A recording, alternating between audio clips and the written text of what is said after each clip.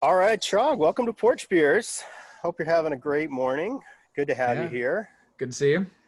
Let's get down to business. We're going to run through a couple questions. I'm going to hit you with a macroeconomics question. I'm going to hit you with a microeconomics kind of personal finance question off the cuff, nothing you've heard yet.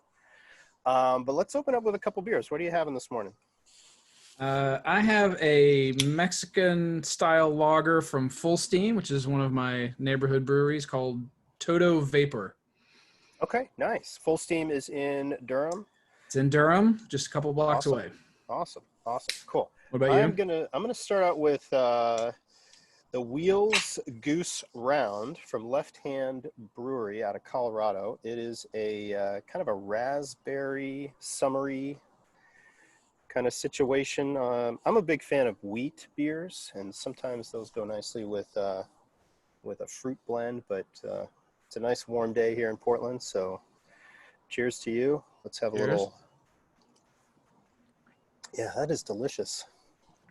All right, so I'm going to start you with the personal finance question. All right. As a individual, if I am going to hire a personal financial advisor or a portfolio manager, what are 3 to 4 questions that I should be focusing on when I'm interviewing that person to make good decisions for my personal financial health and my situation? All right, that's a good question. So I guess for the record, I'm more of a DIY guy, but I've Understood. Understood. thought You about have an this question. expertise that the rest of us don't have. Right. So the first three things that come to mind, I think the first one is I would want to know whether or not they have fiduciary responsibilities to me, kind of in all of the products that they sell. So that Okay. means that they have to, anything they recommend has to have my best interest first. So And they don't they're have a ownership or a commission linked to selling the product that you are being sold. That's correct. Yep. Okay. And So that leads into you as the client are the only financial benefit to them in this relationship. That's right. Yep. Okay. And that leads into my second question, which is I just like them to explain, how they make their money off of this relationship. So that can be I pay them a fee just straight up. Mm-hmm. It can be kind of an assets under management where they take a certain percentage of my portfolio that they manage. Or it can be off of, commissions and things like that. So I wanted to understand what incentives do they have when we're having these conversations, and where's their money coming from? Do you have a preference of how their money is made Yeah. as So, the client? right. So again, as a economist, I'm thinking about incentives. And so if their money's tied to selling products, then they're going to look to me as someone who could be a purchaser of those products, maybe whether or not it's the best product for me or not. So I like kind of a fee only type where I might pay more up front, but it's a few $1,000s. They're going to make a comprehensive plan. And I know at that point, whatever they recommend, it hopefully is, something that's a good match for me. And it doesn't have anything to do with how much they're making on that recommendation. So, and then, the third thing would probably just be, this is a person that, as we've talked about in some of our longer episodes, like, talking about money can be a little nerve-wracking. Like, you're going to have to be pretty open with them. I would want someone that you just have a good rapport with.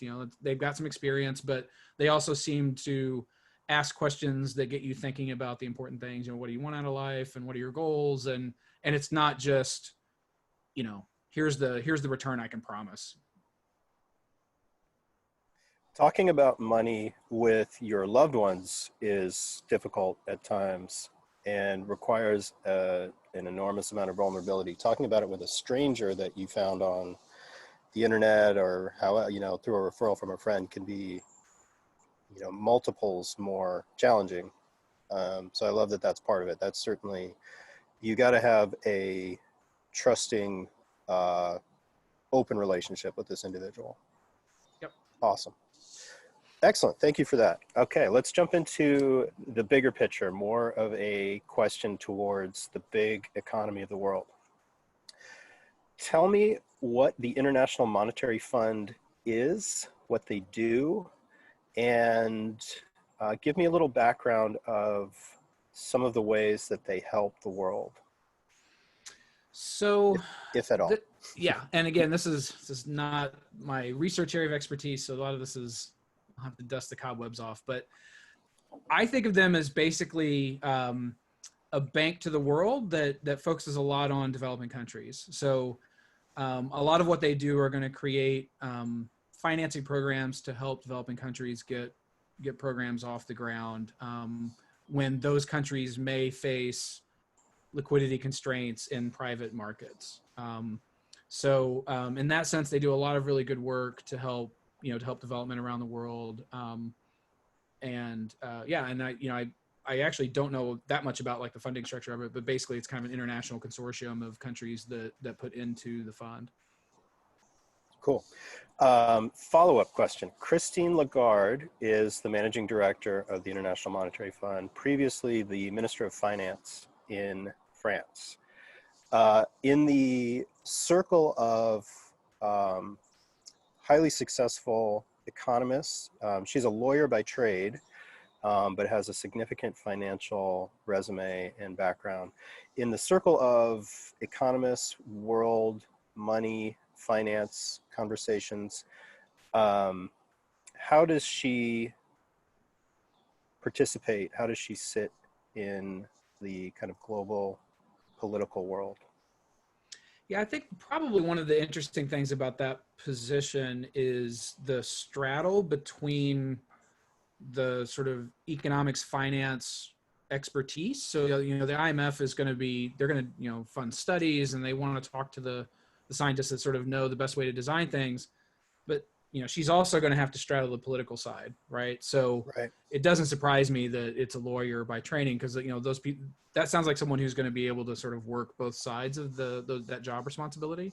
It's an extremely important job. One of the more influential positions an economist can hold in the world, and it's a very unique skill set to be able to talk the technical part and the political part at the same time.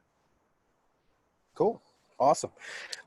It's something that pops up in the International Monetary Fund and Christine Lagarde come up in the global political conversation from time to time, and it seems like she's quite highly regarded, and the value of that group is highly regarded in economic balance amongst the countries in the world. So I appreciate a little bit of intel and insight on that. Sure. Likewise with the personal financial planner and money manager, I think that's an area where as an individual, when you start to have a little bit more money and you want to be really safe with it, you want to be conservative, but you also want to make the most of your opportunity. It's okay to ask for a little help. It's sometimes a great idea to do it, but you got to do it the right way.